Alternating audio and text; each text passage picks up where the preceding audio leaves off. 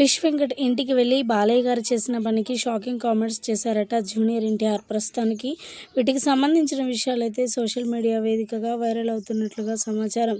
Fish Venkat చనిపోగానే మరి Telugu film industry మొత్తం ఘోర విషాద ఛాయలు అలుముకున్నాయని చెప్పాలి.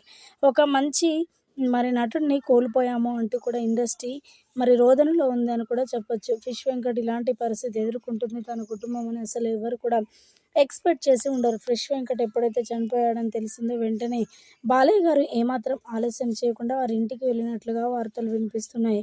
వెళ్ళగానే బాలయ్య గారు కూడా తన యొక్క పార్థివ దేహాన్ని చూసి చాలా చాలా బాధపడిపోయారట.